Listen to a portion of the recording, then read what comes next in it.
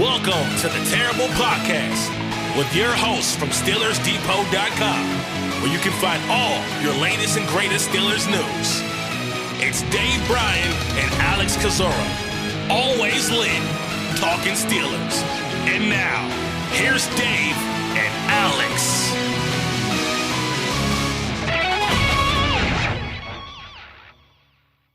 Welcome to the Terrible Podcast, Season 14, Episode 67. He's Dave Bryan. I'm Alex Kozora, SteelersDepot.com. Thanks for being back with us here this Monday, Steelers Nation. A very Merry Christmas and Happy Holidays to all those who celebrate. And Dave, we got the best gift of all, a Pittsburgh Steelers win, a comfortable win, a fun win. Did not know that was allowed.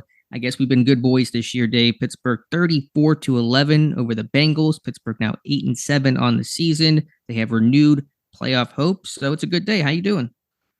Merry Christmas, Alex, and Merry Christmas to the listeners. Ho, ho, holy hell, what happened Saturday night or Saturday afternoon?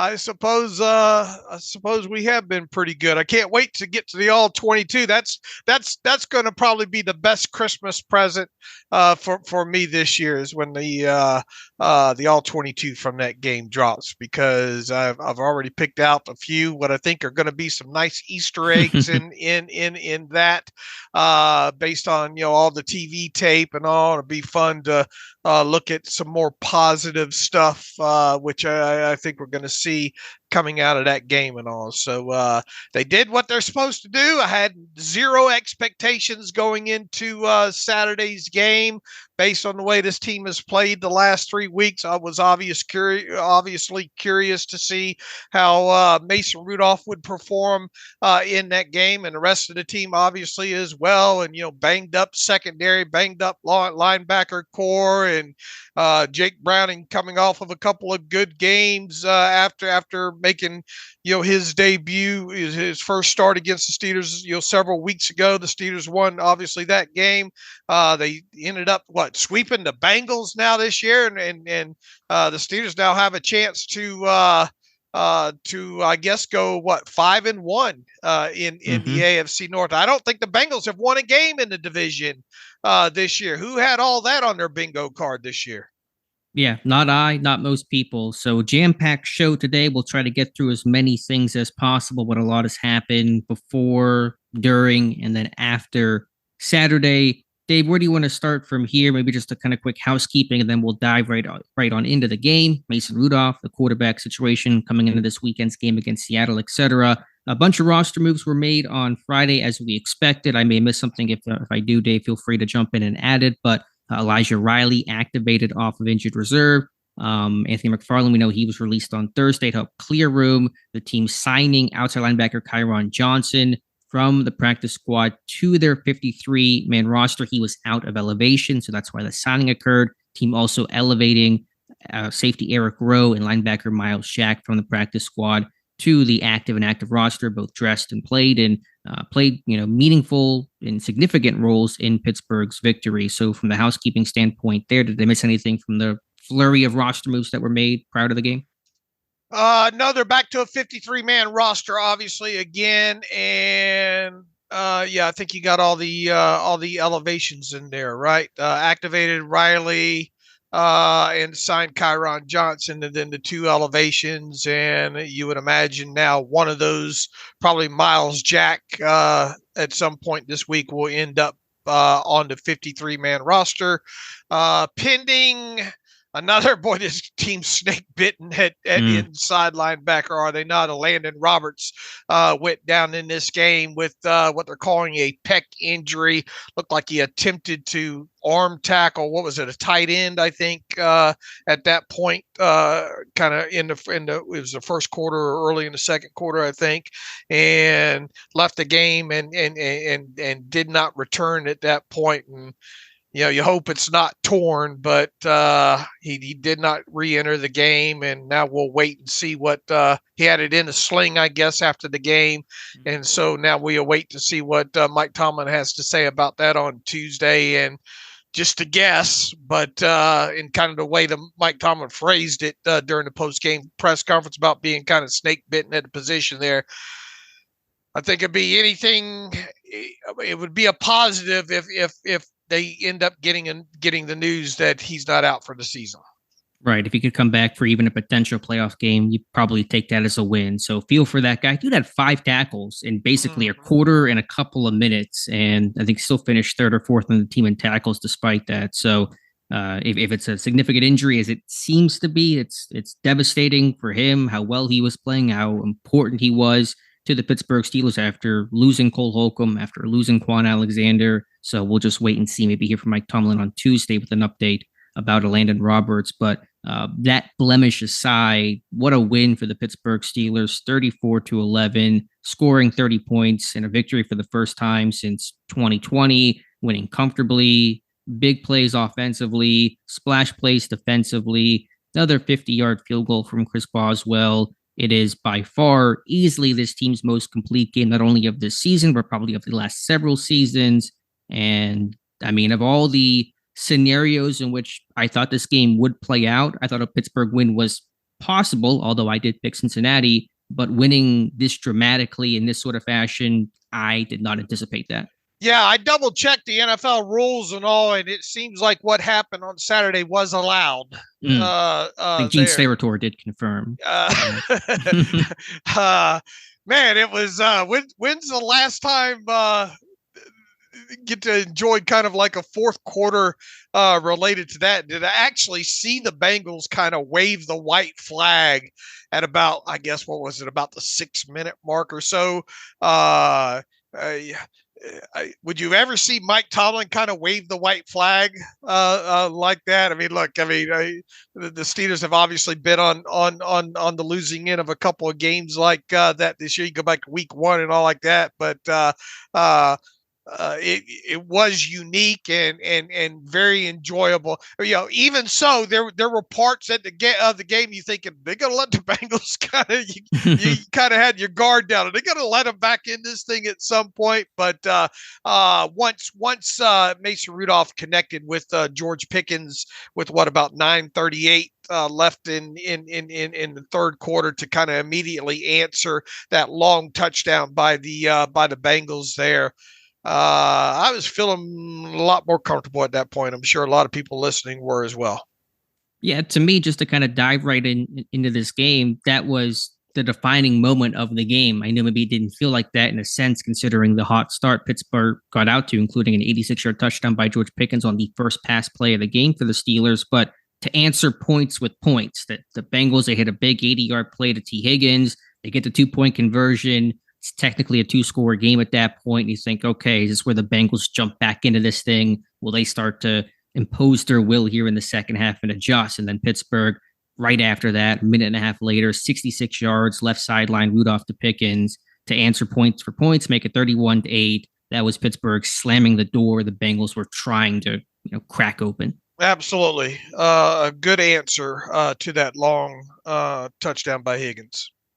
All right, I'm not even sure where to start from here. I mean, just Mason Rudolph, what a performance by him, his first start since 2021, really his first true start in terms of having a full week of reps and knowing he would be the starter since the 2020 regular season finale. Dave, I wrote about on, I think it was Friday, is there football justice for Mason Rudolph? In Mike Tomlin's world, there would be, considering just him biding his time and waiting, being the backup, putting the work in, finally getting his chance. It was awesome to see it. Good for him, good for the team, obviously, but just kind of on a personal level for that guy to be the third string quarterback, not dressed, know you're not going to play for so long, and kind of probably wonder, I'm sure, and I think he even admitted after the game, will I basically ever play again? And for him to go out there and get the opportunity and then make the most of it, just the performance Pittsburgh needed. Yeah, and obviously we don't know what's going to happen from here on out, and if indeed that was the last snap that Mason Rudolph will take. I mean, we're going to have a good conversation about that at some point here during this show today here. But I'll tell you what, if those were the last snaps that he played this season for the Steelers, he's probably made himself a little bit of money. At a minimum, he's going to, I would think, get a team willing to offer him, maybe the Steelers, a minimum benefit contract once again, and to make $1 million holding a clipboard in the NFL isn't, overly bad, So now, obviously, if he does play and doesn't follow that up with good play and all like that, could impact his future, obviously status and all. But if indeed that was his last snaps, that's the last thing that he has on tape, and it was pretty impressive overall. Now, was he perfect in this game? Absolutely not. I mean, he even said after the game, a couple of throws he'd probably like to have back, most notably one of those on a slot fade to Deontay Johnson, who really did a good job of cooking. Who was that? Mike Hilton. It was Mike Hilton. Yeah. On that play there, and that was a layup he missed, and there were one or two other throws in the game I'm sure he would like to have back, but what have we talked about? Protecting the football, right? And he did that overall. No interceptions in the game. Used mostly the outer areas of the field. I think the Bengals went into this game having remembered what the Steelers did to them in that game, previous game, especially right out of the chute of using Pat Freiermuth and using the middle of the field. I think they went into this one saying, look, we're not going to let that happen again. We're going to make the Steelers beat us more on the outside. Mason Rudolph obviously did that with several throws to the numbers or outside.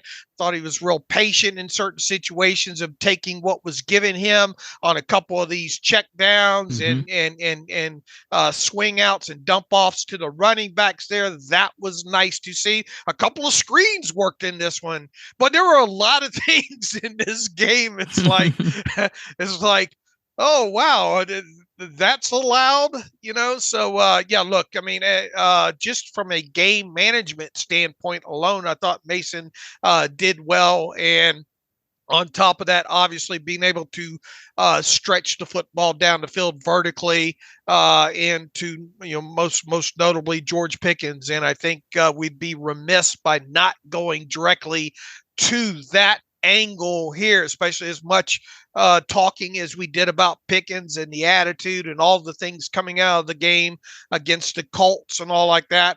I believe I said the best thing that can happen for Pickens is to come out in this game and get, several catches, 130 yards and a couple of touchdowns. Well, he did better than that. 4 catches, 195 yards, 2 touchdowns.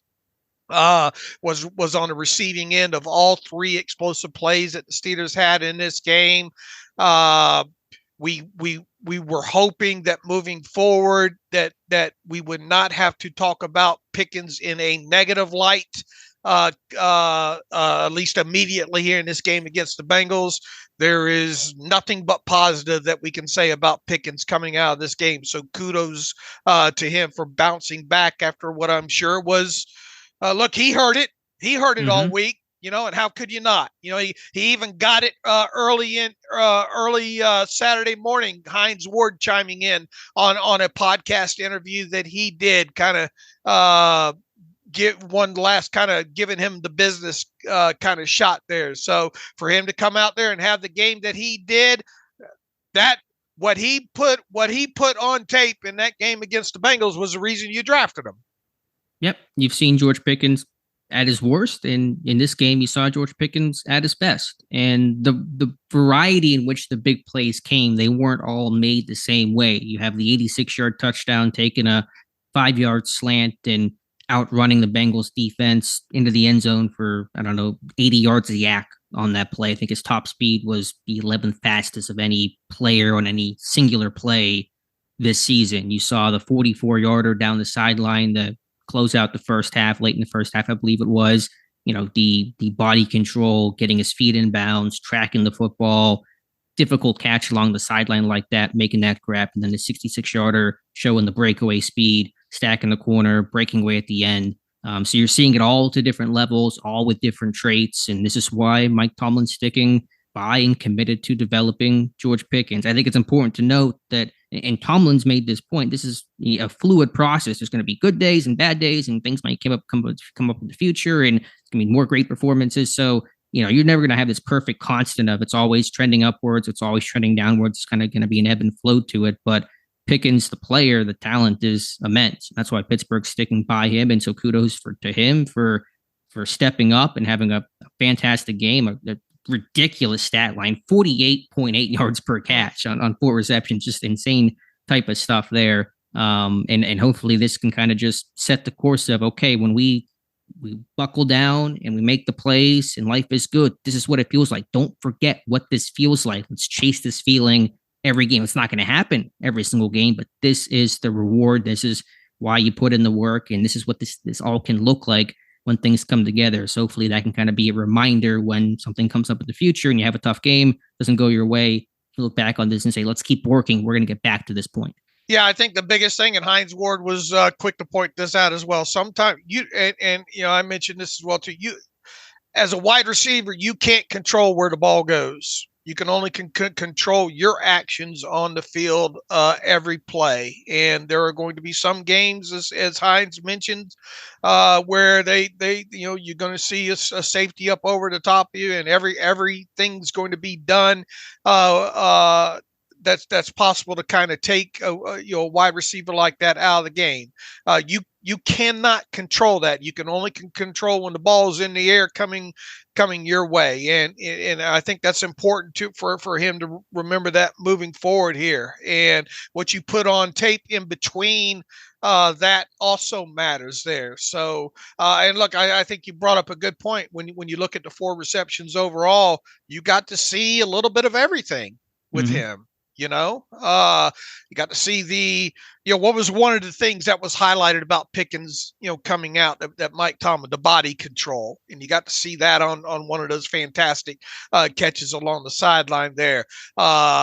The ability to separate, boy, on that second touchdown, a little bit of AB coming out of him in there with that kind of that subtle right hand, getting that little bit of extension to look. Wide receivers are already kind of disadvantaged a little bit at times. I'm all for offensive pass interference to some degree if you can get away with it. We saw Antonio Brown do that quite a bit. That kind of subtleness there to gain last minute separation. So that was good to see. The ability to catch short, run long. On what was that, slant flat dragon concept early in the game there. How many times have we called to, man, be nice to see some of these slants mixed in there and get some yards after the catch. So that was yet another thing that you saw in that. And more importantly, putting it in the end zone. Yep. And Lord knows that this team has had trouble scoring points for half of his 4 catches to end up in the end zone was a positive on top of it. So good for him. Absolutely. And kudos to Mason Rudolph. I mean, we've said for a while, the one thing Rudolph that really sticks out with his game consistently in good times and bad is he throws a pretty deep ball. It's accurate. It's got a good arm. It's not the strongest arm, but his touch and his placement is excellent. And, just bottom line is he got the results. I mean, he took some deep shots on 3rd and short that we criticized Mitch Trubisky for, and there are some differences there in terms of game circumstance and how much time is left and that kind of stuff. But the bottom line is he completed them, and that's what this team was looking for. I mean, they wanted points, they needed big plays, and Rudolph provided that. So the bottom line is the bottom line. The results were there, and kudos to Rudolph for that. Yeah, 2 elements, that we talked about ahead of this game. Protect the football, because we know how important, obviously that's an obvious thing in every football game. Don't turn the football over. But on top of that, specifically the Steelers these last couple of years, I mean, don't turn the football over. You're probably going to win the game when it comes to them. Second thing is okay, you're going to protect the football. How are you going to be able to manufacture these explosive plays? Because you had to figure at some point you're going to have to push the football down the field to some degree, and he was able to do that. Man, his adjusted net yards per passing attempt number huge. Now obviously you yak played a big part in that. Usually does when you get a highly inflated number like that. What is this number? Do we know his official number? What did I say it was? I'll have to research it real quick here, but it was up there for him. I'm sure. I'm guessing. I don't even know. 12. 14? I mean 14, something like that. Something gaudy. I'm sure. I mean 290 yards on 17 completions. Oh, 11.57. I'm sorry. Okay, still. I mean, one game obviously, but fantastic. Oh yeah, that's you're probably not going to lose too many games if you're have more than 20 attempts and have adjusted net yards per passing attempt number of 11.5. Is that the best of the season? Is anyone better than that this year? I mean, as far as the Steelers, or as far as I was going to say league wide. I'm sure somebody is, but probably. I'd have to check. I would assume somebody's probably got a number to rival that, or be a little bit better than that. But as far as the Steelers go, I mean, that's tops. Sure. But yeah, as you said, taking care of just finding that balance between making big plays, but taking care of the football, hitting your check down were big plays. You hit Warren on the check down. I think was that a third down or some point early in the game where nothing was there and he just found him and he picked up the first down. So even it wasn't always the big play, the highlight reel play, but it was just taking what was there, hitting the check down, throwing the ball away. Not only did he not turn the ball over, was there even one pass that made you wince and go, oh, that was a close one? I don't know if he had one, maybe one or two, but I mean, overall, it was just really clean, efficient, solid decision making with execution. That's winning football. Spread the football around a little bit as well, too. Pickens, Allen Robinson, 4 catches for 36 yards. Hang that one in the Louvre. Jaylen Warren with 5 catches for 30 yards. Deontay had a couple, could have had one more. We talked about on that slot fade. Washington had one on a nice little flare out over there to the right side. Miles Boykin a catch. I mean, it really was Christmas. 1 catch for 6 yards for him. I like the fact that Calvin, he didn't have any catches in the game, but I like the fact that Calvin Austin was targeted twice in this game. One of them, if Mason puts that out there a little bit further, that's probably an easy catch, maybe even another touchdown at a minimum. I thought that should have drawn pass interference. Now, look, some people will scream, well, underthrown balls shouldn't draw pass interference calls. Okay, I mean, if you subscribe to that, have at it. But there's no doubt that several people. Hilton. That was Hilton, right? Yeah, several people could watch. There's probably, I know for a fact, several people listening to this thought, man, if that's not pass interference, I don't know what is.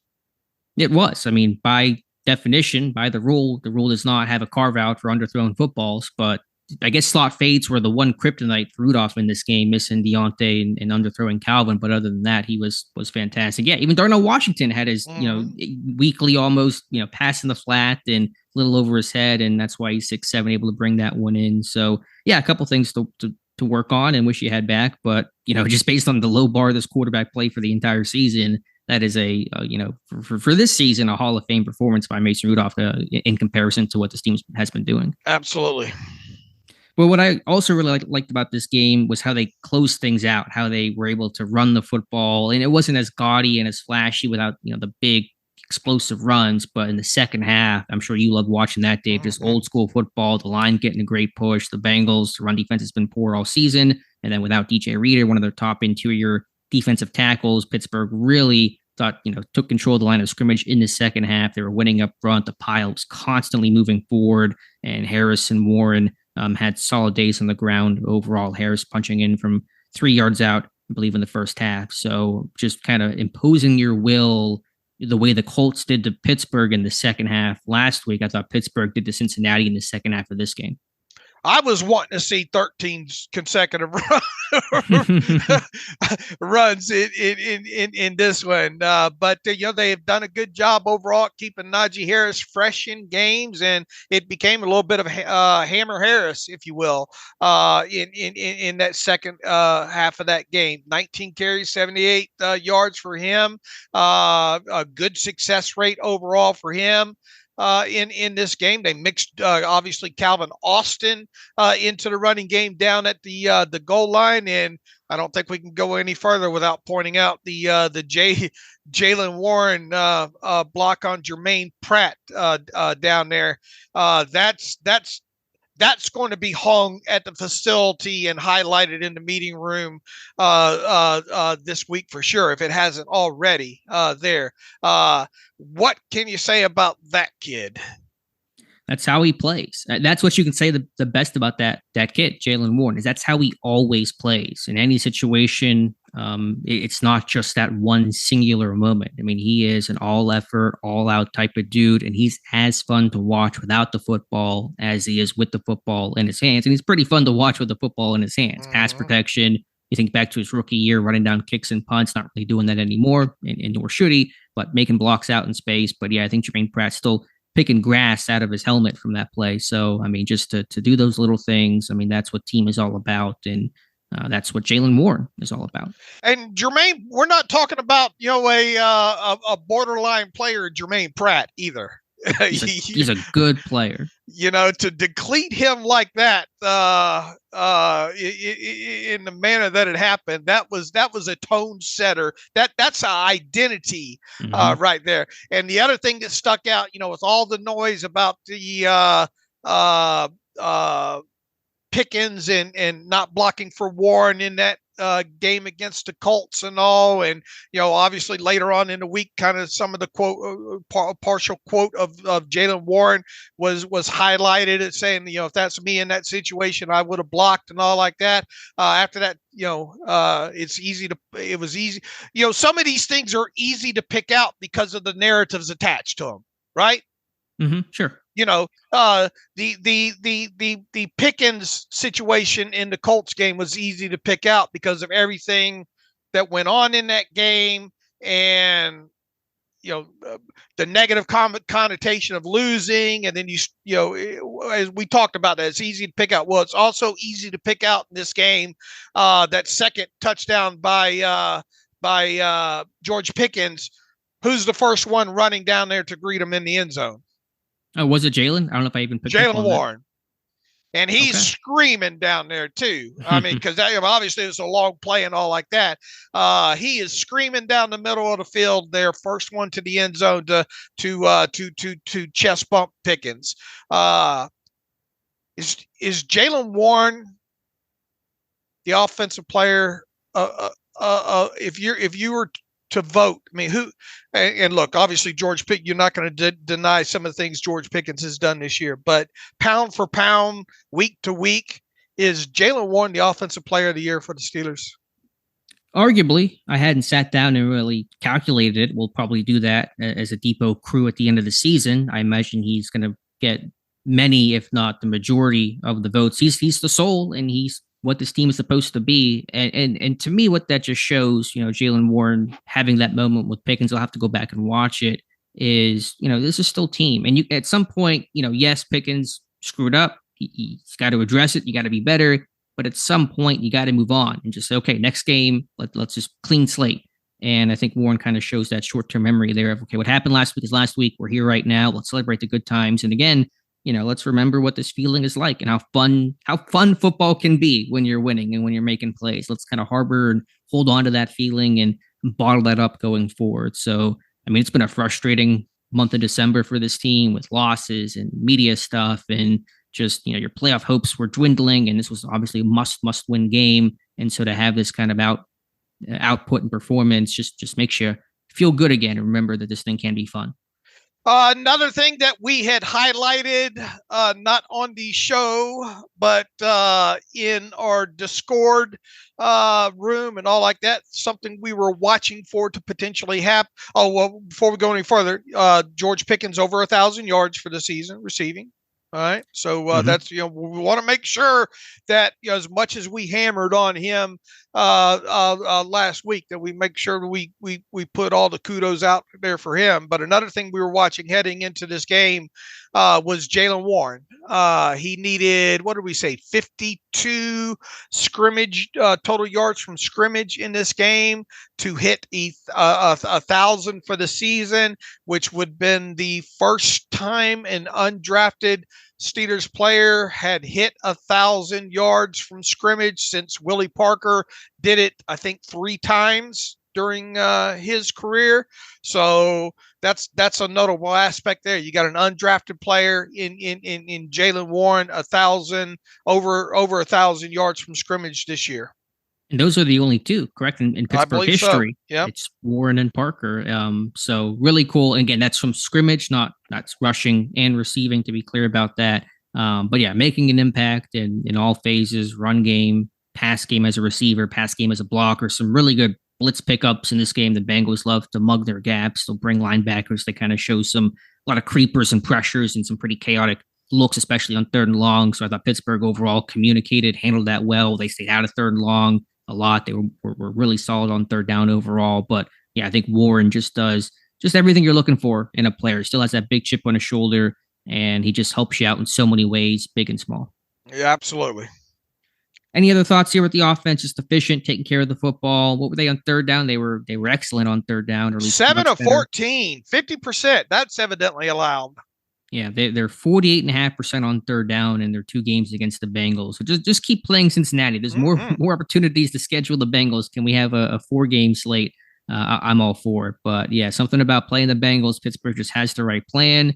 And in this game, they finished drives. They didn't finish in that Week 12 win. That's why they got to 34 points as opposed to the 16 they had in that first matchup. But everything clicking and Pittsburgh being able to run the ball and convert on 3rd down and take care of the football in this one. It's basic stuff. It's not going to shock you, but it's stuff this team was not able to do during the 3-game losing skid. And they were able to finally put it together. I mean, as much as, and Tomlin should get credit for, kind of quote unquote, keeping the locker room together and that message still getting through. And that's, I'm sure, partially true.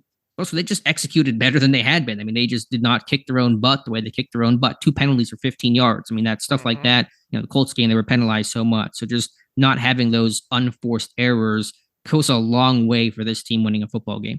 Yeah, limited the negative plays. What's one thing that we've been highlighting the last several weeks and really all throughout the season? Man, can't stack the negative plays, especially with an offense like this. And they obviously did a good job of avoiding those, a high percentage of it. As you just hit on, coming out of a game where you had, 100-something yards in penalties against the Colts on, 9 or 10 of those. There was only 2 total penalties in this game, and one of those I can't wait to see the all 22 on the end zone view on Dan Moore. To me, that looked like kind of a snatch trap. Yeah, that's called blocking. Yeah, and I think he got kind of the raw end of the stick on that. I thought the offensive line as a whole really blocked well, both in the run game and passing game.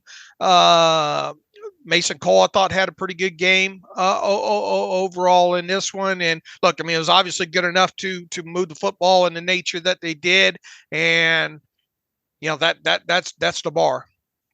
Yeah, I thought Broderick Jones in pass protection had some issues. I think he's been struggling the last couple of weeks. I think some, inside moves are getting to him, and stunt pickup needs to be cleaner overall. But yeah, the line protected well overall, and the run blocking was really good across the board, just in terms of that constant push and winning off the line. And again, it wasn't anything where you hit, 30-yard type runs, but you were consistently winning. You were consistently successful. As you said, hardly any negative runs in this game. So the point of attack, Pittsburgh was the more physical team. Absolutely. All right. What about the other side? Yeah, defensively, just really good. It starts with the run defense. And I was pretty confident this team would not let Joe Mixon do much in this game. My concern was, would that rookie Chase Brown make a play in space, toss game, screen game, something like that? And he was, pretty much held in check. So if you're going to make the Bengals one-dimensional without Jamar Chase, with Jake Browning at quarterback, it was going to be a hard path for them to win. Browning, to his credit, has been playing really well in his past 3 starts, but without Chase and without a run game, you kind of felt like you were in a really good place there. And Pittsburgh obviously teed off, and to get 3 picks, 3 takeaways was what they needed. Yeah, the one of the 5 keys that I put out this week was, and we had talked about it, the usage of the backs in the screen game for them. And they came right on out early with the screen. What, like the first or second play was a running back screen and got some pretty decent yardage on it. I'm thinking, man, they're gonna let these backs eat on them. But they did a good job as the game went on in controlling that. Look, Brown had 2 catches for 8 yards, and Mixon had 2 for 7. So 4 passes to the running backs in this game for 15 yards. Now, obviously, the game started to get away from the Bengals, and that's what you wanted. That's something that you wanted to do. I mean, when's the last time that you've seen this team get a lead like that, where the defense can start trying to tee off? And that's exactly what had happened here. Now, Browning did not have a great game, but that first interception that he threw to Pete in the end zone, another red zone takeaway for this team. True. Alex. 7, 8. I forgot about that. I got to check that. They're a ton this year. And on that one, flush from the pocket, and he even admitted he was just trying to throw the football away, and he didn't throw it far away enough. It was right in the middle of the end zone, and an early Christmas gift to Pete. But you got to capitalize on those things. And what the second one was. I think he just got confused with kind of the zone coverage in that aspect of it there. Threw another one kind of right to Eric Rowe there. Another thing that kind of stuck out, Steelers played on, and I talked about maybe this being a potential possibility, I think, ahead of the show, that were we going to see this team play more zone in this game, and there was an up. I don't have the final numbers yet, but there was an uptick in zone after mostly being kind of a man coverage team for most of the season here. So your second interception went to Eric Rowe. How great is that? Guy comes off the practice squad, first game in the black and gold, gets an interception, and then the third interception. Looked like was that cover 3 on that particular one, because you had Alex Highsmith start with his hand in the ground and then drop into a middle of the field type coverage. I haven't seen the all 22 on that, but boy, Alex Highsmith, to look at that play in its totality. It's one thing for these outside linebackers to drop when they're standing up, right? But he starts with his hand in the ground and then drops out of that. Not only does he drops pretty damn deep, in kind of the hook zone type area there, and then makes a great athletic play to secure the interception. I couldn't help but think right after that, when is the last time that we've seen an outside linebacker, maybe how far down the field was the TJ Watt interception against the Rams earlier in the season there, and would that rival this one? But for an outside linebacker to get a true non-tipped interception that far down the field, that's pretty impressive. And it was just a great play overall by Alex Highsmith, who, by the way, had a great game overall in this one as well too, as did TJ Watt. My thought on that pick was, how about the hands of these outside linebackers? TJ Watt, Alex Highsmith, they're making, cornerback safety interceptions this season. So you talk about, these guys are more than just pass rushers. And I think with Watt, especially in this great and endless debate about who's the best edge rusher and who's the best at that position, him or Parsons or Garrett, Crosby, all fantastic, amazing players. But Watt has that complete element to his game, and Highsmith can show it too. I think Highsmith in coverage has been excellent this year, covering the flats and picking off 2 passes this year with a pick 6. So those guys truly do it all for Pittsburgh: run game, pass rush, dropping into coverage. I mean, those guys are extremely versatile. I think Highsmith's was deeper than Watt's. It was kind of almost Debo-like that Highsmith had, kind of getting that kind of depth and picking that off. But again, these guys, from a hand in the ground too. That was one thing that stuck out to me immediately too. Is he's coming out of a position with his hand in the ground. I'll have to check my charting, but I've noticed he's been rushing or at least putting his hand in the ground more often in recent weeks. Usually that's a TJ Watt thing. Highsmith typically doesn't, but I think over the past month or so, he might be trying to experiment with some of those things, maybe for his get off or something, but obviously dropping on that play again, giving the illusion that you're going to rush with your hand down and then back off. I don't think Browning ever saw Highsmith. I don't think Browning ever saw Eric Rowe. So again, kind of mixing up and disguising things, and Browning getting some tunnel vision that led to mistakes and Pittsburgh capitalizing. Now, he said on that final one Browning did that at that point, you're just trying to make plays. So, got overly aggressive on that final one. But 3 takeaways, 3-0 in the takeaway department.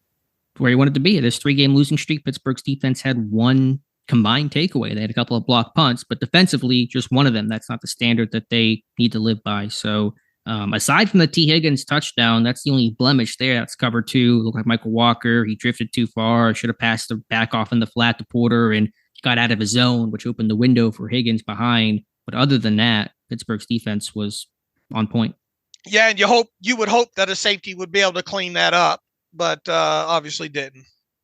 Yeah, I mean, Peterson had broken on the ball the other way, and then Rowe didn't take a great angle, and the team speed for this defense is still pretty subpar. So Higgins, was able to outrun everybody. But I just think about the guys when the season starts, Dave. You didn't think he'd be talking about in Week 16, right. Miles Jack coming in, and he had a really good game. I should have probably put him on my winners list. I didn't, regrettably, but I mean, to replace Landon Roberts, communication standpoint, I'm sure was important. I think he had the green dot. He had 6 tackles and 2 quarterback hits and a sack and nearly a pick off a tipped or deflected pass off the Bengals player's hand. To come in and do that, his first game back is huge. What Rowe was able to do in his first game as a Steeler, that was huge. Even maybe smaller roles like Chandon Sullivan playing more slot snaps. He didn't have maybe a particular play, but just absorbing more snaps recently with some of the cornerback stuff going on. Patrick Peterson, I mean, we're just kind of taking for granted this dude's playing safety now, but this guy's playing really good at safety, and he just jumped in there. And I mean, thank goodness there's a guy like that you trust and has the IQ to handle that kind of stuff. I mean, we just, he's not Minka, obviously, but we just kind of assume, okay, Pat Pete's going to play safety.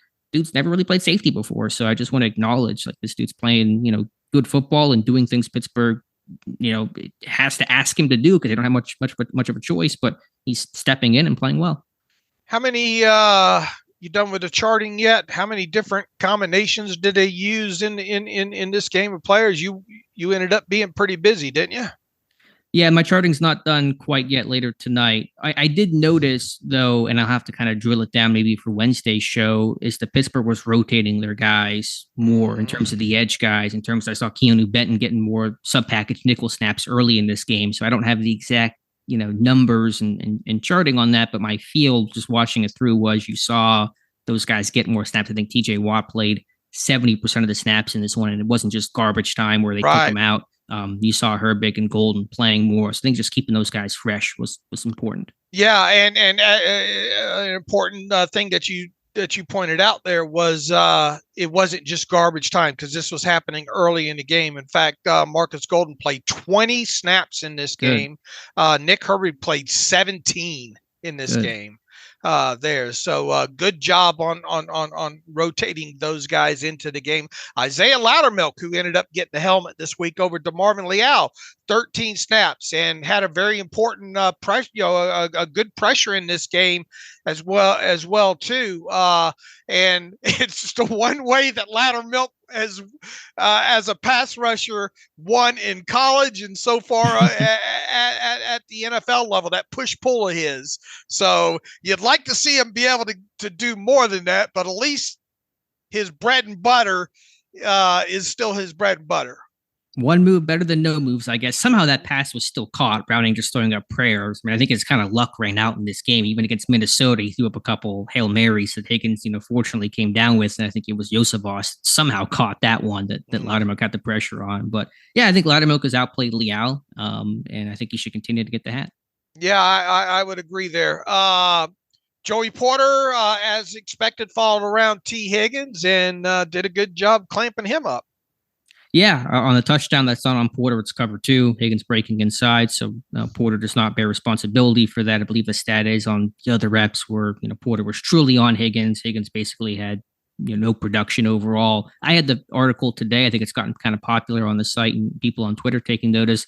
Well, the coverage is obviously important and he's doing a good job there. The tackling has really gotten better for Joey Porter Jr. the last 6 or 7 games. I think the most underrated and forgotten play this game, Dave, was the 2nd and 1 tackle that Porter had on Trenton Irwin. Good point.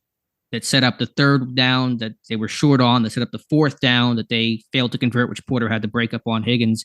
That's a 21-0 game. I mean, that's to make that stop, not allow Irwin to fall forward at all, and make a really forceful tackle there to force 3rd down. Huge point in that game. He's 1-on-1. He misses that tackle. That's a touchdown. So I think Porter, I have the clip and some of the stats in the article for the site. His tackling has gotten much, much better. Yeah, that was over to the left side there. And that could have very easily turned into a first down in that situation. Or touchdown. Yeah. Right. So he's never going to become probably a great tackler, but he's a lot more physical and he's just a lot more effective lately. It was kind of a throwaway comment by the announcers in that game, but it stuck with me because he had a holding right in this one, holding call on him. Yes. And he was wearing those bright yellow gloves in this game. I put this out on Twitter not long after it. You know what he needs to do? He needs to start to kind of just a little help his cause a little bit. He needs to start wearing gloves that matches the opposing uniform top. Yeah, or at least dark gloves, just generally. Don't wear the bright yellow gloves. It's a bad idea. Now, is that a huge, significant thing here? Look, it can't hurt. Yeah, but honestly, it's honestly probably a factor because it's noticeable. Yellow gloves on a white jersey, that's going to stick out. Right, and it was kind of a throwaway comment by the announcers in that one, but it did kind of hit home with me based on how many calls have kind of gone against him in that area. Because look, I mean, they all tug and pull, right? But why call attention? Why make it easier for them to pick out with wearing bright those yellow gloves or gold gloves against a white uniform top? Sure, you should wear the black gloves at least, and that's going to be a little less noticeable. The aesthetic might not be as clean, but you don't want to wear yellow flags or yellow gloves to get yellow flags. So, I think it's actually a really good point. All right. Anything else here defensively? Again, TJ Watt, as you said, great. Highsmith, great. Those guys making plays. Watt up to 17 sacks in the season. I don't think he's going to threaten the record, but you never know what could happen in these final 2 games. Maybe he gets a backup against Baltimore in Week 18, something like that. Jonah Williams had to be coming out of that huddle in the second half thinking, oh, crap. Oh, fudge. Only he didn't say fudge. Yeah, because it was he had his hands full. And then once again, you get yourself in a position where you guys can start teeing off like that, not have to hesitate to worry about the run or anything like that. That's the kind of thing that you can potentially get. It's amazing they didn't cause more havoc than they actually did, Yeah, that's a good point. I think Williams had a false start after getting beat on that 1 rep, and the next rep he gets out there trying to leave a little bit early on a set, and he gets flagged for it. And then early in the game, TJ Watt gets held, still sacks Browning, still forces the fumble, which Cincinnati recovered. But I mean, those are TJ Watt like plays. I don't know who's going to win Defensive Player of the Year at this point, though. With the plays that Watt's making, he leads NFL in sacks. He gets around 20 with all the numbers that he has. I mean, I have a sinking feeling it's going to go to Garrett still, but how could it not go to TJ Watt? You know what? You say a lot of things about Shannon Sharp, about commentary and all like that, but I'll tell you what, Shannon Sharp knows his football history, and he knows football. And that what's the name of that show that he and Ocho Cinco do? Is it Nightcap? I think Nightcap. Yeah, I got corralled into recording that for you fellas the other night there. And it actually ended up being what Shannon Sharp had to say. Portion of it ended up being pretty damn good overall, talking about the differences of what they got into who should be the Defensive Player of the Year. And he made a really strong point for TJ Watt. And another thing that's kind of undersold in all that talk there is, remember that TJ Watt has to drop. It's not like it's a huge percentage, but TJ Watt drops a lot more than all those other guys because of the nature of the position that he plays. And those are lost opportunities to get after the quarterback. It's about 10%, and probably in recent weeks higher than 10%, I would say. I'll have to check my charting on that. But yeah, I mean, he doesn't have the rush opportunities that others do as consistently. And he makes plays in coverage too. I mean, he's got a pick this year and a great run back. So that's a conversation for the offseason, obviously. A lot more things happening right now, but 17 sacks, 4 forced fumbles, a pick, all the plays that he makes, the run defense. To me, it's TJ Watt. He's the guy.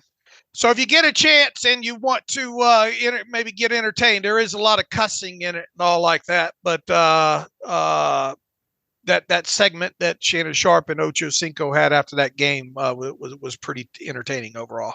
Special teams overall, I mean, Chris Boswell, another 50-yarder field goal made, his 30th of his career. I mean, I it's hard to kind of go through all the names, but I have probably gone through 24 kickers, Dave, past and present. I can't find anybody in NFL history that has a better 50-plus yard field goal percentage than Chris Boswell, which sits around 81, 82% for his career, 30 of 37. He may be currently, statistically at least, the best 50-plus yard kicker in NFL history. I don't think he's going to get a Pro Bowl nod this year because of the way the voting's going. I suppose it's still, though, the fan voting's 1/3 of that, obviously, and the coaches and players I think still have the say in that, but it doesn't feel like he's going to get a Pro Bowl nod. You think he's going to get an All Pro nod? He should be in consideration. Tucker statistically is not having a great year. I don't know how much of that is other stuff. He's 1 of 5 on 50-plus. I know that Tucker is, often kicking from deep range. We're talking 60-plus, which Boswell, almost never does. Had that one miss against Jacksonville. All I know is Boswell's having an amazing season. And for this offense, not in this game, but just overall, that has struggled to have a guy like that is extremely valuable. Another thing we had that Presley Harvin conversation and talked about was one of the things that keeping him around is being part of that battery on field goals and all. And to his credit, that was a tough snap to handle by who did that game? He kept wanting to call the holder Christian Coots, but it was Harvin. Obviously, Harvin did a great job of getting that snap and getting it down for Boswell on that one. Yeah, the announcing crew was a little rough in this game, if I'm being charitable here on this Christmas Day. But yeah, I think Harvin has developed into a really good holder. The punting, though, even in this game, it was a bit better than where it's been, but just not getting what you need.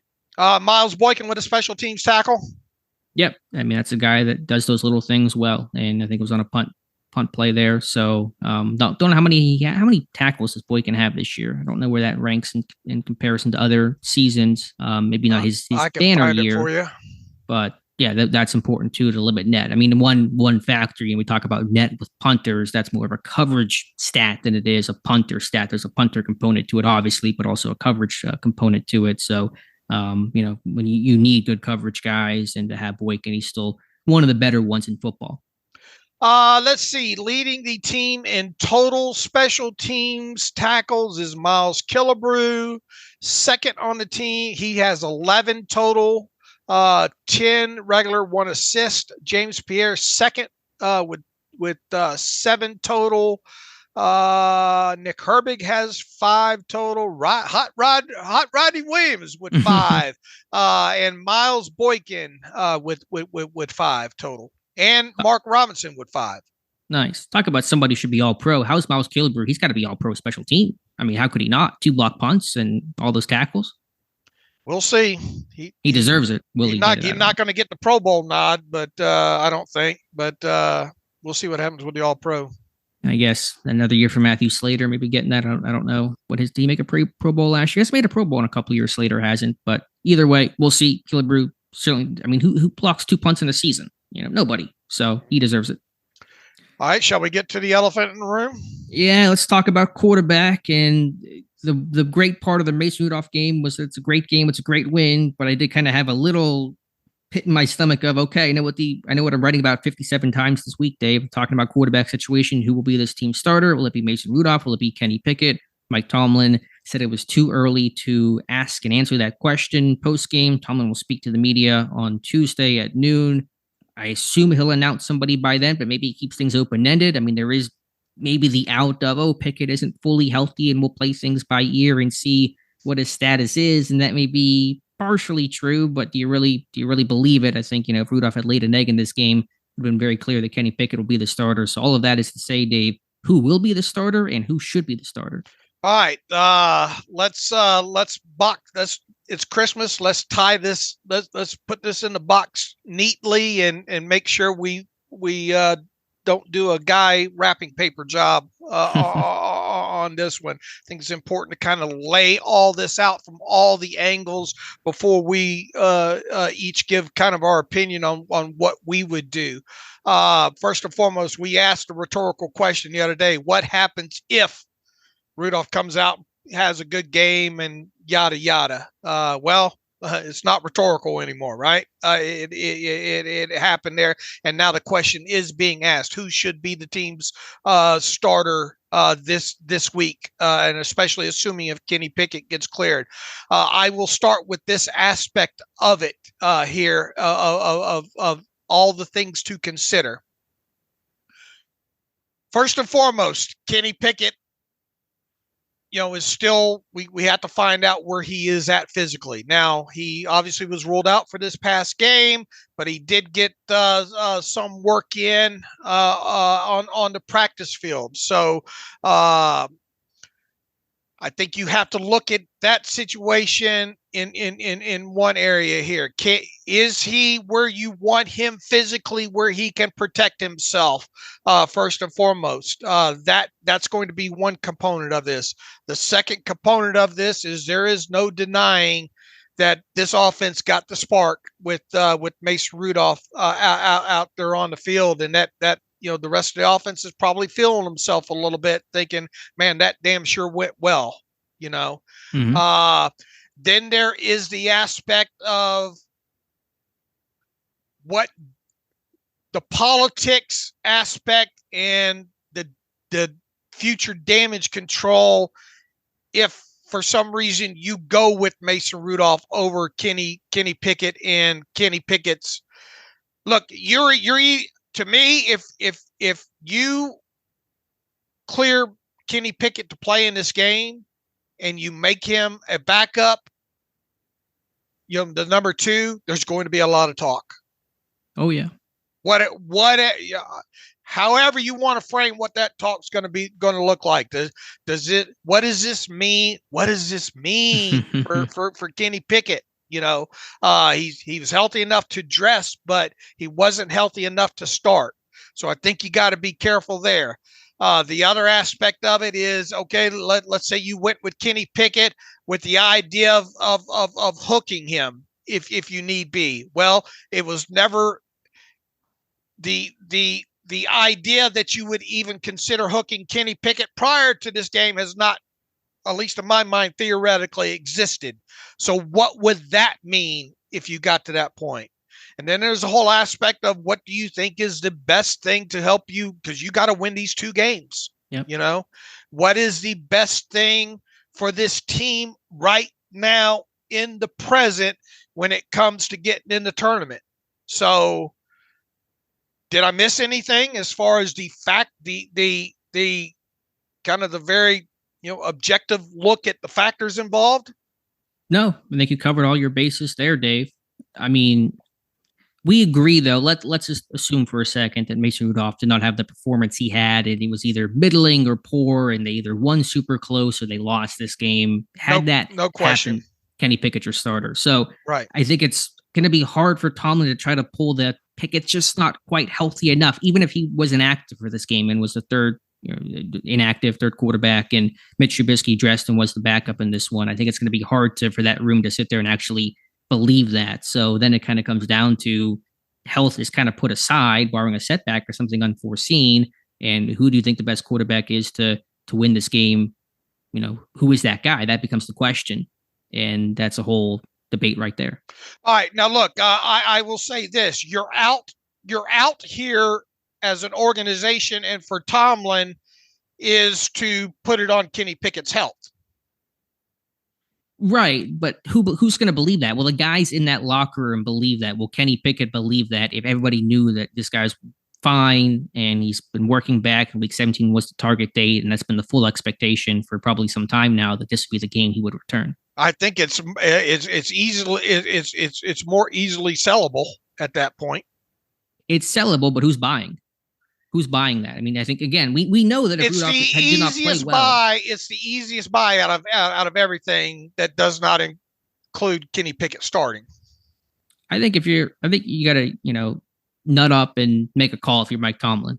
They're healthy. This is the quarterback we trust to win. That's how I think you have to approach it. Okay. But I understand. I mean, the case to start Rudolph is, how do you see that performance against Cincinnati and look at that locker room and say, okay, let's yank that guy. You finally got 30-something points. You finally got a great quarterback performance, a complete game. How do you pull that guy in a moment where, as you said, you have to win these next 2 games? Right. And then like I said, the politics factor in this, regardless of what happens against Seattle, if Rudolph is a starter, it will need to be dealt with at some point. Sure. Well, that's the other factor too. Let's say you go with Rudolph. I mean, that essentially means, in my mind, and I think most people would or should agree, you are benching Kenny Pickett. You do not believe he's the best option to win. He is healthy, and you don't believe he is the option to win a must-win game. What does that say about the future of Kenny Pickett, right, as the Pittsburgh Steelers starter and presumed, maybe no longer presumed, franchise quarterback? Right. Because that talk will exist. Yeah, into the whole offseason too. It's not going to just go away after the Seahawks game. It's going to be the question, and what if, and this is a whole rabbit hole, what if Rudolph starts against Seattle, he plays poorly and they lose? Now you have this crazy quarterback controversy. You go back to Pickett. I mean, I think there are long-term, I'm not saying you can't start Rudolph, but there are long-term consequences to starting Rudolph in this game. I agree. So I'm I'm torn on where this thing's going to go, Dave. Well, look, it's a difficult decision because you have to be concerned with what happens now before anything else. Mm-hmm. Personally, this is just me, I would start Rudolph in this game. And that's just based on the results that you got against the Bengals. Right. Mike Tomlin, told us we got and the whole reason they went to Mitch, from Mitch to Mason, was we got to start scoring more points in this. We've got to protect the football, score more points and all that. Now look, one thing, the saving grace here for Kenny Pickett is he protects the football. Okay. Mm-hmm. But what else has Ken, and this is, I'm not looking past anything other than this next start when it comes to Kenny Pickett. All right. What has he done up until this point that gives you any confidence that it would be Mason Rudolph-like to some degree in this game against the Seahawks? The saving grace so far for Kenny Pickett of what he has done right is some late game drives and wins and protecting the football. What else outside? And he has completed a few down the field in some key situations. But what else has he done? Yeah, not enough. He's not produced the way that Rudolph produced in this game. There's just no denying that. And I understand. Look, I do not envy Mike Tomlin in this situation because it feels like it's more lose-lose if you don't win to close out the season. Based on what I've seen on the tape and then coming out of obviously the game against the Bengals, personally, I feel like I would start Rudolph. Where are you on? I've made my declaration. Yeah, I was hoping you wouldn't do that. It's your turn, and don't you bounce around this thing. My plan was to bounce around this thing, so I'm mad that you're giving a great answer there. I don't know. I mean, and once again, I'm not taking a shot. This is to me about this.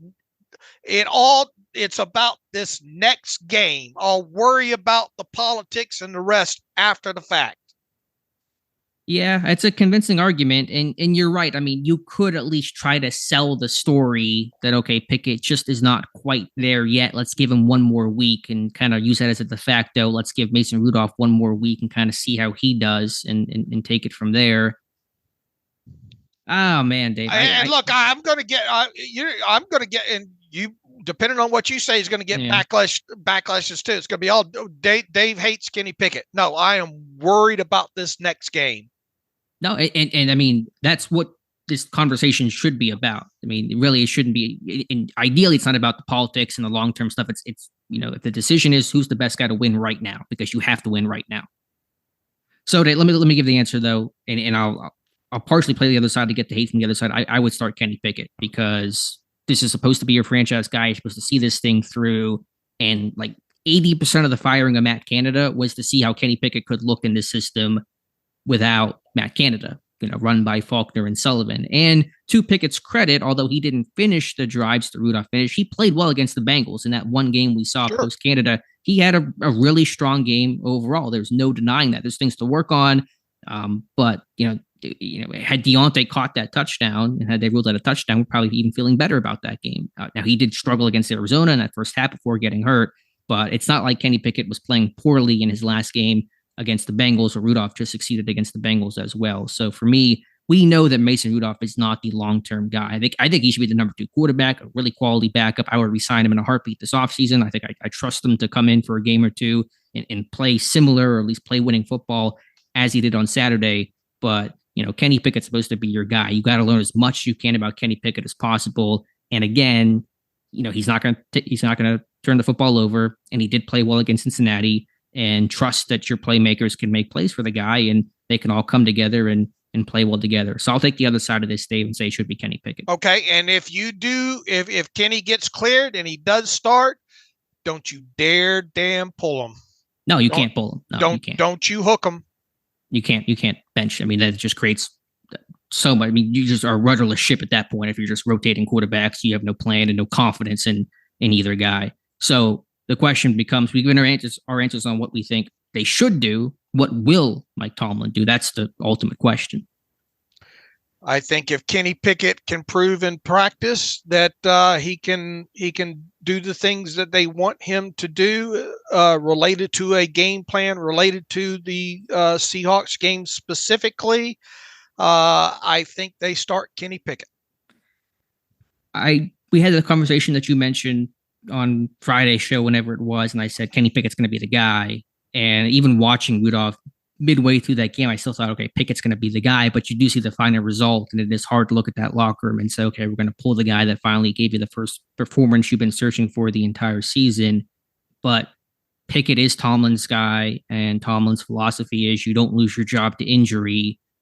So I'm not as confident, not nearly as confident as I was even midway through the Bengals game. I'll lean that he goes with Pickett, but I really don't know which way Tomlin's going to go. If Pickett's health, okay, I'm going to remove one of the because you're still skirting me here. I'm not skirting. I said if Kenny's cleared, if Kenny, and we won't ever really know, we're not there at practice, all like that. Do you think his choice is Kenny? What I think he'll do is, if he wants to start Rudolph, he will try to use the guise of Pickett's not fully healthy. I think that's what he will do. I don't think he's going to openly say Pickett's healthy, he's good to go, we're just choosing to go Mason Rudolph. I think he's going to try to soften. That's the less dirtiest. It's also kind of the more dirtiest in a sense, because we all know it's pretty much BS. But we don't really. We can think that we know. But we don't know. Will know. Pickett will know. But yeah, I mean, publicly, it's a softer landing to stick with Rudolph. I think that if Rudolph is the guy, that's how he'll approach it. That he will never declare Pickett fully healthy and simply say that Rudolph's going to be the guy that they're turning to. And as long as you win, it's the right decision either way. Sure, and if you lose, it's the wrong decision, no matter what you decide. I mean, that's the results-based orientation of football and sports. Right. Personally, and I'll catch y'all from this probably more than you will, but personally, I like what I saw the other night, and I am worried. I'll deal with the after. But all I'm worried about this game against the Seahawks. I get that. And I think now here's the thing. If you do make the decision to start Rudolph, you damn sure better make Kenny Pickett inactive. Yeah. Because then you're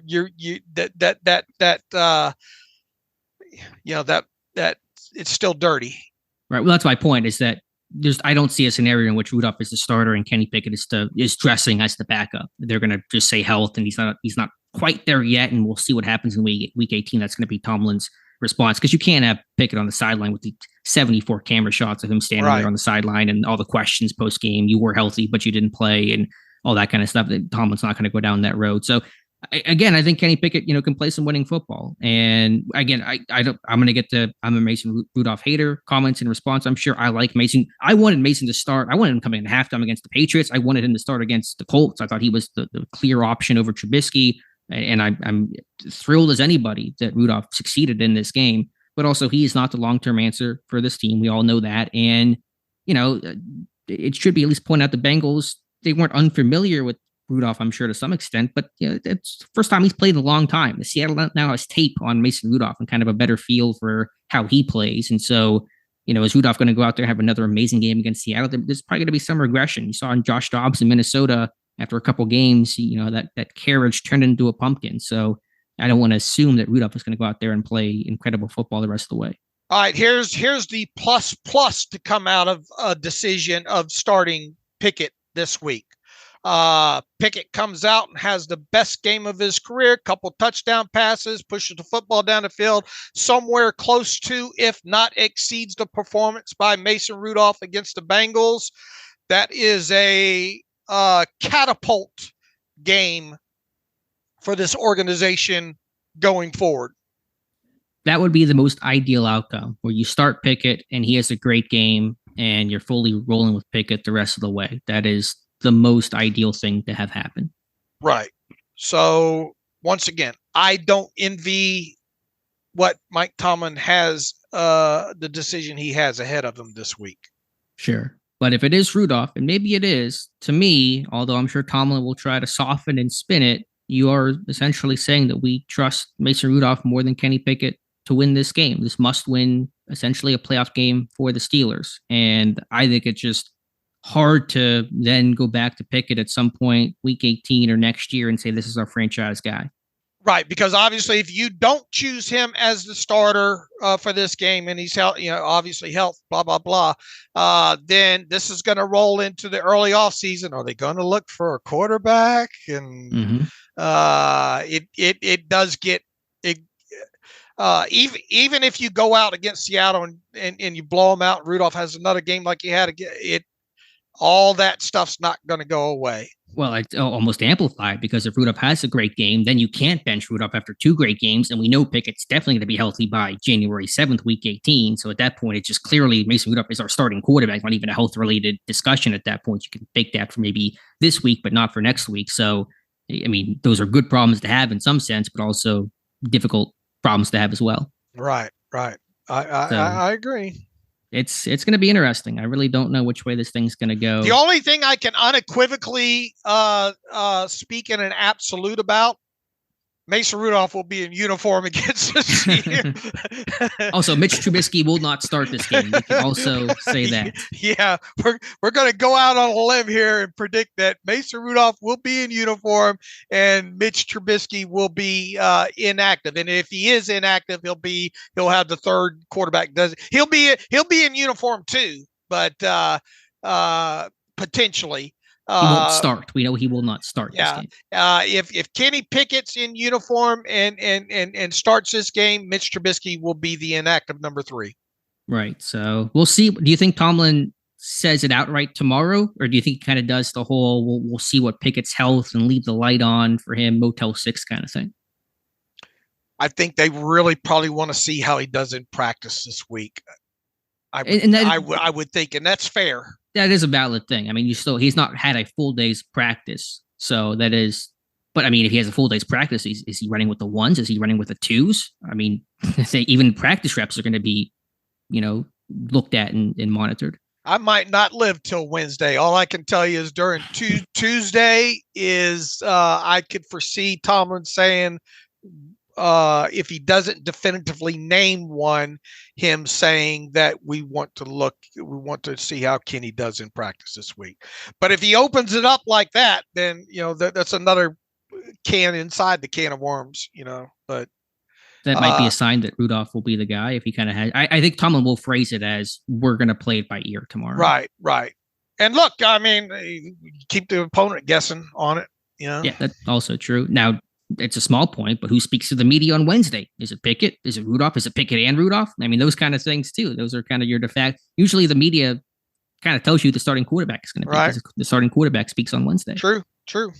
So it's going to be talked about endlessly, not really talked about too much right now, but once Tomlin comments tomorrow, it's going to be the story of the week. And look, I bet our listenership is split on this. So for every hate email I get, there's probably somebody nodding their head. Same with you. I do believe the majority, I don't know what the percentage would be, but the majority would say to start Rudolph. That was kind of the feel that I've gotten reading my Twitter mentions and Depot comments, I think. And understandably, I mean, he had a great performance. It's hard. Again, it's hard to look at the locker room and say, this guy that was just awesome for us, we're going to bench him. We're going to go back to Kenny Pickett. I mean, that's a tough thing to do. You talk about losing locker rooms when decisions like that get made and they don't work out in your favor. Guys start losing trust in you as a coach. Look, you better win this game, whatever your decision is. Yeah, you better be right about this thing. So we'll see. We'll talk. I'm sure we'll talk about it a million times more on Wednesday's show. More limbs we're going out on. Dave, a couple other things to get to as we kind of close things out. Pre-game prior to the Bengals game, Pro Football Talk's Mike Florio saying not only does the Steelers intend to keep Mike Tomlin in 2024, they plan to extend his contract this offseason. That was before the Bengals game. I think people are more receptive to the idea than they were prior to kickoff on Saturday. So that to me, again, I've always been confident, even in the lowest points of this 3-game losing streak, that Tomlin was going to return in 2024, not going to get fired, not going to get traded. Extension, I was a little iffy on how that might work, but Florio was saying the plan is to extend Tomlin. Yeah, and some, half of our listeners will go with that. Half will tell you that Florio doesn't really know what's going on. I thought Dungy's comments were not amplified enough and all, because obviously he knows Mike Tomlin as well too. Jay Glazer seemed to dance around it a little bit during his report yesterday morning. But this goes back to kind of, and I agree with you. I have not reached any point where I would think I would be surprised at this point if Mike Tomlin is not the head coach of the Pittsburgh Steelers in 2024. Now, the whole extension thing and all like that, I don't have a great feel on at this point, but I think all the talk outside of that's just more speculative than anything. And what did Dungy say exactly? Just to amplify that. Just to put that out there. Let me pull the full quote for you here. I mean, the essence was essentially Mike Tomlin wants to return, in Dungy saying that basically that by saying he thinks that's the way that it's going to go. He says, Tony Dungy on Mike Tomlin wanting to come back. Well, I know Mike Tomlin, and he does want to come back, and he wants to come back and fix that and change that and get those spoiled brats together. The other aspect that he said, Tony Dungy said on Mike Tomlin's situation, I played there, I coached there, I know how the Rooneys think, okay? They've had 3 coaches in 45 years. They've never fired a coach in that time. They support their coaches. They're going to support Mike Tomlin. Here's what Mr. Rooney would think right now. Who do I want to coach my team next year? Oh, I would go out. I could go out and get somebody. Maybe I could go get somebody who's 51 years old, who's taken 10 teams to the playoffs, who's taken 2 teams to the Super Bowl. He knows my team. He knows my city. Oh, that's who I have already. I think I'll stay with him. And then he ends that by saying that's what's going to happen. I believe him. And Dungy is saying that as essentially a matter of fact, saying Mike Tomlin wants to come back, not just I think, I presume, I believe Mike Tomlin. And he's saying Mike Tomlin wants to come back. But, despite all the trade talk and all that, I mean, there was no indication Tomlin wanted to leave Pittsburgh. Right. I mean, it was never anything, It's tangible. all speculatory. It's easy pickings when it comes to that. I'm sure there's teams that would love for him to become available, but that's just not going to happen. Tom will be back in 2024, and the Heat has certainly been taken down a couple notches after this game. I don't want to lose sight that Pittsburgh is still very much in danger of not making playoffs, and their playoff winless streak extending to 7 straight years, and those talks may come back up if Pittsburgh can't get into the postseason, and understandably and rightfully so. But putting all that aside, Tomlin's going to be the coach in 2024, and likely, I would be careful with my language, still a good chance to be coaching beyond that. I think 2024 will become an important year for him, though. I agree. I think we leave that packed in that Christmas box right there. Next year. Playoffs.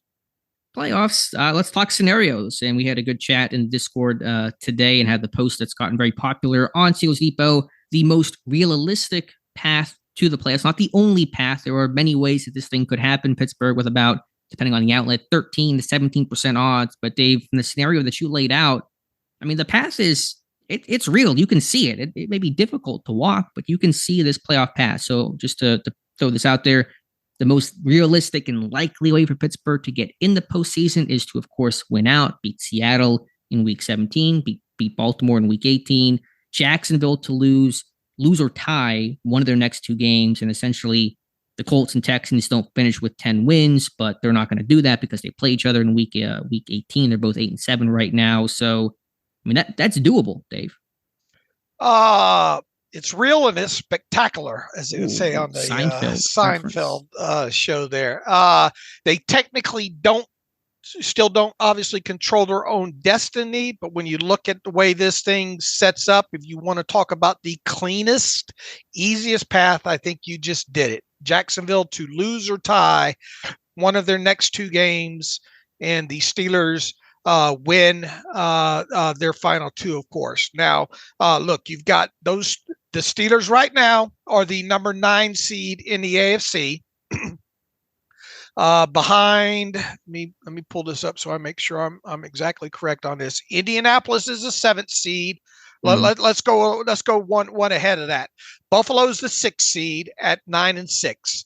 Indianapolis is the 7th seed at 8-7. Houston is the 8th seed at 8-7.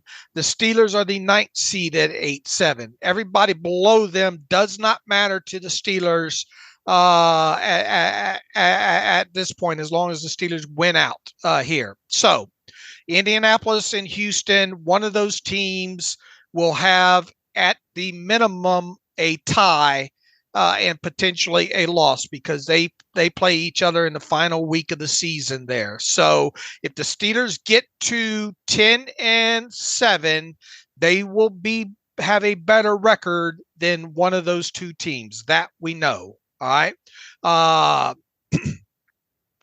As far as the Jacksonville Jaguars go, somebody has got to win the South Division, right? So they're all doing their best to lose it, but yes, right. Somebody will have to win it. All right. So as you mentioned, Jacksonville likely needs to, as far as the cleanest path goes, or would need to, if you're involving Jacksonville in this, need to lose or tie one of their final 2 games.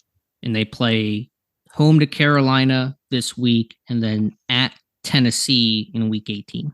Right. Now, if you want to get really, really hopeful, it would to really increase your odds, it would be for both Indianapolis and Houston to both lose their week 17 games.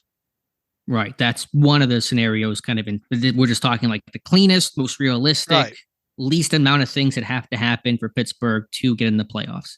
And obviously, if Buffalo could play into this somehow, if Buffalo were to lose their final 2 games and the Steelers win their final 2, the Steelers would obviously be able to trump them in this thing. Cleveland, while they have not clinched a playoff scenario spot yet, it would probably be a minor miracle if they didn't at some point in this. They win Thursday, they're in. Their odds are 99%, so they're going to be in the playoffs. Right. So, look, you got to win your 2 games. Nothing's going to happen unless you're the Steelers and you win your final 2 games. Now, the interesting thing here is with Baltimore, let's assume, and that's dangerous to do, the Steelers beat the Seahawks. With this game coming up later on tonight between Baltimore and San Francisco, Baltimore's already got a playoff spot here. You want Baltimore to beat San Francisco, right? Yeah, you want them to try to have nothing to play for in Week 18. So you want them to be the 1 seed and potentially sit their starters for the finale. Right. Now, Baltimore and I guess Miami's still in running for that top spot, right?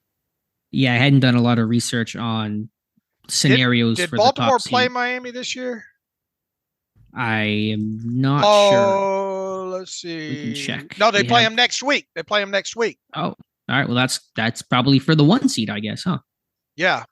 Essentially. So you probably want Baltimore to win tonight and beat Miami next week. If Baltimore wins tonight, do they clinch the North? No, they can't, right? They can't clinch the North with a win tonight. I don't believe so. I think I did see that.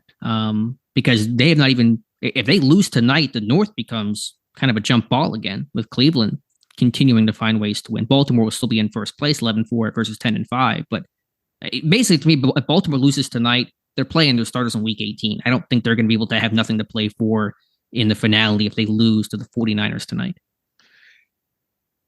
Right. I believe you're correct. I mean, maybe that I'm sure it's maybe possible if they beat Miami and the Browns lose next week and like all these scenarios play out. But realistically, most likely, if Miami would have to lose their last game then, right? Because if Baltimore loses tonight to San Francisco, both them and the Dolphins would be 11-4. Now the 2 teams obviously play in Week 17, and whoever wins that game would have essentially a 2-game lead, right? Because they have the head-to-head. So I guess Baltimore could still be the 1 seed if they lose this game, they beat Miami next week, and Cleveland loses next week. Then will Baltimore have nothing to play for in the finale? That makes my head hurt. Yeah, and then does Kansas City have a chance for the 1 seed if Baltimore loses tonight? But then if Baltimore beats Miami, then that should discount that. So I guess there's still a chance Baltimore would have nothing to play for in the finale even if they lose tonight, but the odds would dwindle pretty significantly. All right. So Pittsburgh just need to beat Seattle. Yeah, that's what it comes down to. And but they're 0-5 in their last 5 games against Seattle in Seattle. Yeah. Honestly, of those kind of prongs, the hardest aspect of the things to look for is Pittsburgh winning out. I mean, Jacksonville has lost 4 in a row. Trevor Lawrence has a shoulder injury. They are just spiraling out of control and losing miserably, too. They got blown out by Tampa Bay yesterday. So I know it's the Panthers and the Titans. It's not exactly we're talking about the top teams in the AFC, but I mean, it's realistic for them to lose one of these games. Yeah, Jacksonville's 2-5 since messing with the terrible towel. Yeah, that's what you get. So they've lost their last 4. So this thing, it feels like better than 13% chance for Pittsburgh right now. It does, but they have to, of course, win out, and they have 2 tough teams, and on the road at Seattle, tough place to play. They just got a big win yesterday, and then at Baltimore, we'll see how that looks and what their starting situation is, But to go back to that, we'll keep playing. This team is more bipolar than I am. All right, Dave, any final thoughts here from this one? No, sir. I think we got it. We'll talk a little bit more about the X's and O's as we get into the All 22 in the Wednesday show. All right, good deal. Let's get to some emails, close out today's show. Quick programming note, no live stream tonight because it's Christmas and I got stuff going on and people have plans. So Dave and I will do our YouTube live stream on Tuesday at 7 p.m. Eastern time, and then go back to our normal schedule, hopefully from there, but no live stream tonight. All right. How about some reader emails and wrap up the show, as you'd like to say? Yep. Let's do it. All right, Bryce, big win over the Bengals. Hey, guys, Merry Christmas. Dave didn't want to forget to say it's great to hear you feeling better and your health is on the upswing. Hope everything continues in 2024. My hair has gotten long, too. You'd like that, Alex. Yeah. No, great. 2 questions he has. Best win of the season for our Steelers. However, I'd be remiss if I didn't also mention the poor coaching job by the Bengals. Seemed like they ran more man coverage, giving Rudolph easier reads, and the overall play calling was curious to say the least. From your expert eyes, what were the Steelers doing to confuse the Bengals and make them play out of style in the game? Look, the last thing I think you want to do is look at this and say, boy, the Bengals really blew this. Now, look, the fourth down call that they had was kind of curious. I tell you, another curious thing was after that. We forgot to mention Mike Tomlin won 2 challenges in this game.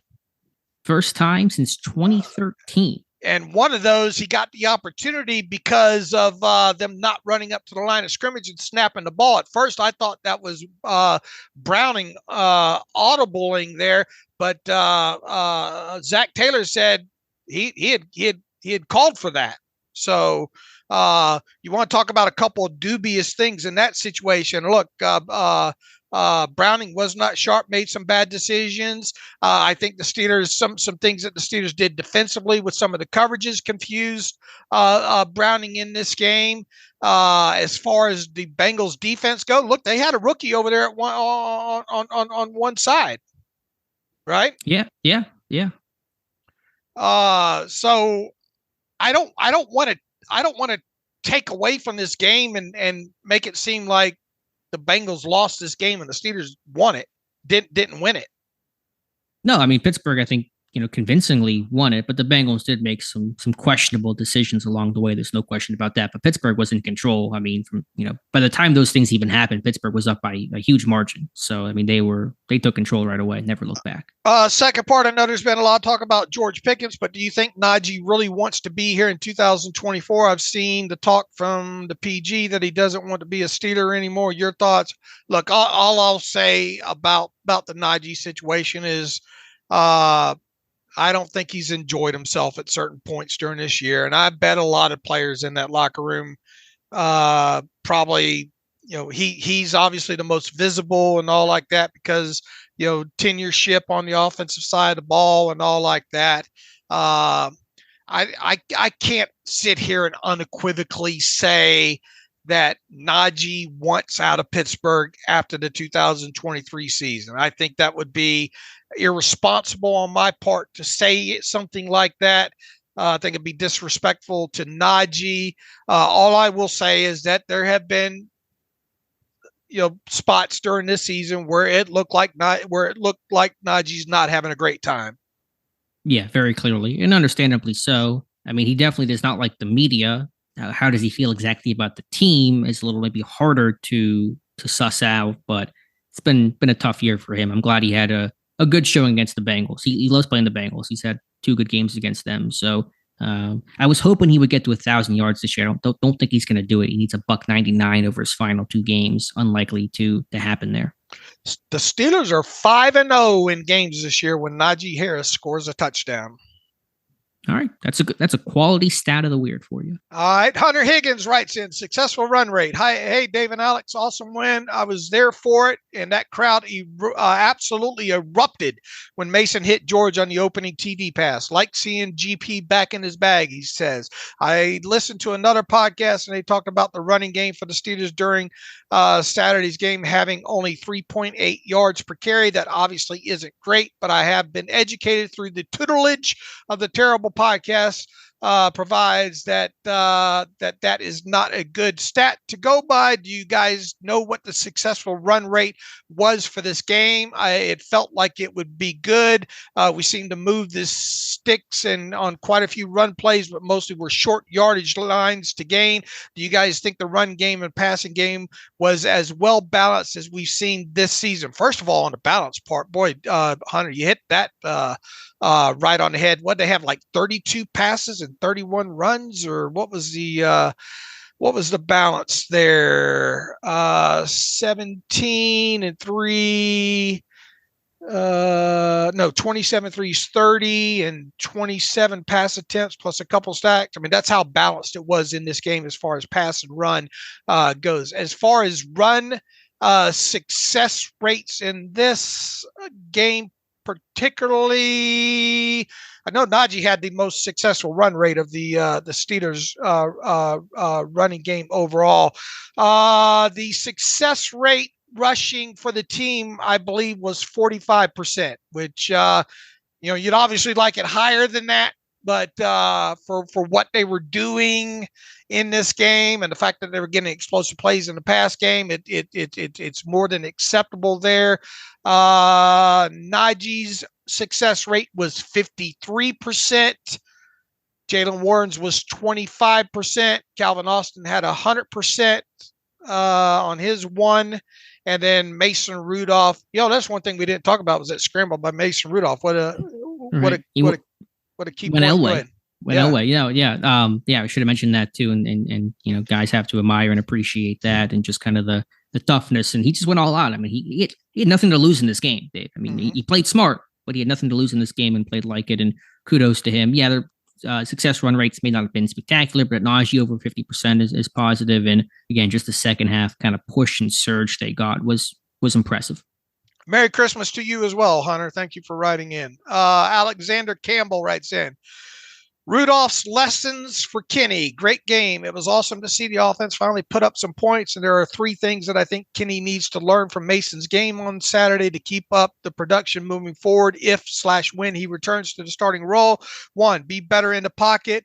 By my eye, Mason seemed to hang in the pocket longer and navigate the pocket better than our other quarterbacks this year. I mean, they're hard to find truth in that. I mean, He's not Sam Howell standing there, but Mason will stick it up in there for sure. So and look, the protection was a little bit better. He trusted his protection a little bit more in there overall. So Mason did seem to hang in the pocket a little bit longer and navigate, and look, he knew where his checkdowns were too. Yeah, he did. Although the line gave him time. I mean, look at the Colts game, how bad that was. They were so much better against the Bengals by far. But Rudolph played from the pocket. He did a great job. Number 2, lead wide receivers on streaks. It feels like every time Kenny throws a streak, he goes for the back shoulder, especially to Pickens. That play is cool and all, but catching and running for a TD is cooler. Just saying, even if it results more misses, Rudolph definitely missed some deep passes. It will result in more home runs, he writes. Now, here's the thing. Kenny has hit, you go back to the George Pickens against the Ravens earlier in the season. A couple of them down the sideline. To Deontay Johnson, he's dumped in the bucket there. Now those probably not a couple of bucket drops to Deontay probably weren't conducive to maybe home run situations, but it would be nice to see Kenny be able to throw more out there. Yeah, I think even the back shoulder stuff was missing for large portions of the year, especially the start of the season. I don't know. George Pickens caught a back shoulder throw into maybe that Ravens game in week 5. It's been an element that has been, the deep ball just hasn't been there as often as it was even last year for Pickett and for this offense. Either it's, true vertical shots or back shoulder throws for 20 plus yards. Yak is always what you want and always what you need. But you just take big plays, having get big plays, and if Pickett starts, then big plays will still have to be there. I mean, that's the standard. This team is now proven they are capable of big plays. They're not always going to have the number and the significance that they had against the Bengals, but they have to get big plays. Yeah, but let's go back to the fact they only had 3 in this game, but they ended up in the end zone. Yeah, I mean, when they're 86 and 66 and 44 yards, 3 might be all that you need. Right. Number 3 he has here from Alexander. Throw the slant accurately. It was refreshing to see Mason hit a couple of short crossing routes to guys on the move accurately so they could keep running. Not a common sight this year. All right. Now, not going to take in. Look, you don't have to twist my arm to sign up for more slants players running in space. On a scale of 1 to 10, how perfect was that pass to George Pickens early? I mean, it was up there. I mean, like a 9. I mean, it was a good yak ball. Okay, but it wasn't a 10. Yeah, I mean, do you think it was a little high? Is that kind of where you're Wasn't it a coming little from? bit behind him? A little bit. Maybe I'm I'll have to go. I mean, remembering things. I haven't seen it on all 22. I mean, We're splitting hairs yeah, here. he never had the Pickens never broke stride to Right, catch that pass. I don't think. Right. But look, I'm point taken. Hit the slant accurately as you can to give these guys room to run in space. He says, now, obviously, these are some of the weaknesses that have been discussed about Pickett all year, and they won't magically improve, but seeing someone actually do these things, and again, just highlights how important these skills are to the offense. I guess my question is whether you think that Kenny can or will make the improvements in terms of pocket presence, underneath accuracy, especially crossing routes, so that the offense can look like this all the time, or whether it's time to go in a new direction. Look, we're all what Alex, both Alexes here. This is something that we're hoping to see. I'm not going to unequivocally and say, he says whether you think Kenny can or will make improvements. He needs to make improvements. I'll leave it at that. He does. I think he has made some. I think pocket presence improves. And Mason Rudolph was a mess early in his career in the pocket. I think a lot of young quarterbacks struggle with that aspect, especially from the college game, whether you're scramblers, you kind of have that tendency to scrambler, or Rudolph that kind of played in this wide open, no one played defense in the Big 12 kind of situation. I think Pickett has made some progress there, but more will be needed. All right, from Travis, he writes in LFG. What does LFG mean? Don't answer that on Christmas. Let's fudge and go. Oh, I'm gonna have to wash your mouth out with soap there.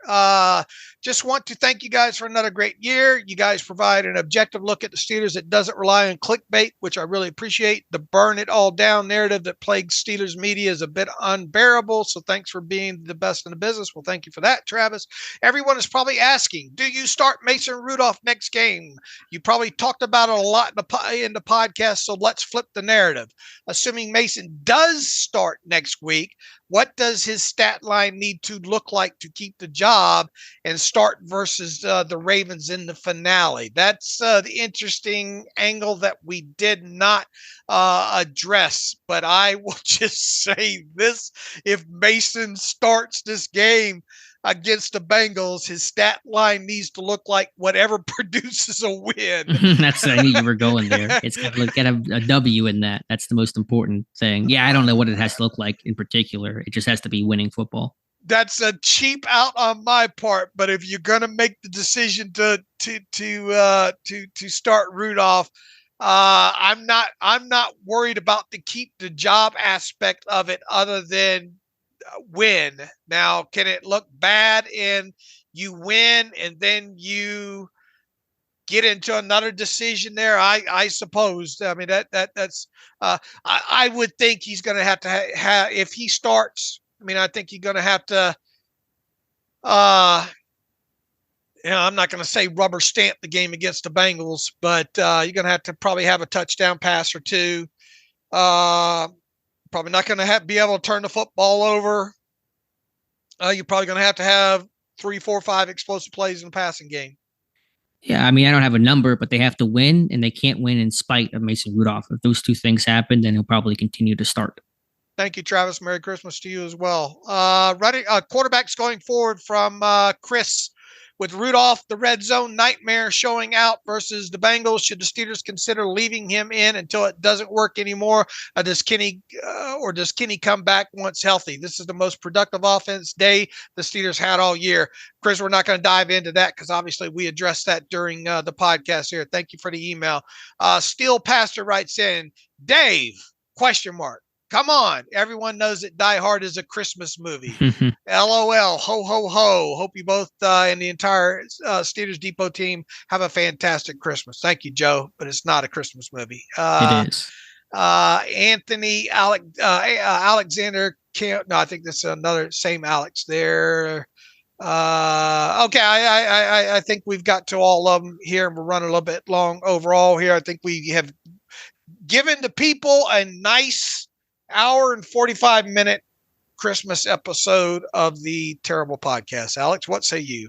No regifting allowed. Hopefully you guys like it. Hopefully it's the right size. But no, appreciate all the support. It's been a great year. It's just fun to talk about a win, Dave. I mean, it's been just kind of a crappy last couple of weeks. Just the same old, and just misery, and everyone's mad. And so I don't know where the season's going to go. Pittsburgh still has a mountain to climb. It's going to be a tough road, obviously, but it's just good to talk about a win here for the holidays. What did you get for Christmas? You get a Zeppelin or a Red Ryder BB gun, or what'd you get? Did you get a bunny pajamas or what? Yeah, I'm in my bunny pajamas right now. Was it a can of? Is it cyanide? Is that what he said? Yeah, right? What is it? It's not cyanide. Cyanide. It sounds like I thought it was always cyanide, and I was always like, "How? That does not seem like a good gift idea." Okay, so I got some research to get do. A bowling ball. Oh, a bowling ball. yeah, and I will shoot my eye out later today. So, planning on that. Don't go sticking your tongue on any flagpoles today. What is cyanide? It's like a car wax. Oh, okay. Yeah, that was popular. Kind of, that and turtle wax came in cans and all like that back in, I guess, about that time. Yeah, I never understand, because I always thought I was saying cyanide, and I was like, that is not. That can't be right. Cyanide. All right. Well, you know what? I learned something. They still sell cyanide. Do they? Okay. Yeah. I'm gonna have to go get some. I know I'm getting you for Christmas then, Dave. No. Look, my wife takes the cars to get washed now. Ah, fancy living. Right. Okay. Anything else you'd like to add? Nope. Again, live stream tomorrow. Come back on Wednesday, and we'll pick it up from there. We'll see what Mike Tomlin has to say. Absolutely. All right, everybody. Hope you have a great holiday season here, and Merry Christmas. And we appreciate whenever you listen to this, spending part of your day doing so. And hopefully you get by SteelersDepot.com. Check out what we got going on there. We got a lot of film rooms, I think, in the works, and obviously Mike Tomlin press conference we'll be covering on Tuesday. So until then. As always, you can follow me on the Twitter /X machine at Steelers Depot. Follow Alex at Alex_Kozora. Follow the show at Terrible Podcast. Email the show, theterriblepodcast@gmail.com. If you like what we do and want to donate to the cause, SteelersDepot.com, hit the donate button. Also, if you like an ad-free version of the site, SteelersDepot.com, hit the ad-free button, upper right navigational bar, wherever you find it on the mobile app there. And we appreciate that. So until Wednesday, as always, thanks for listening to the Terrible Podcast with Dave and Alex.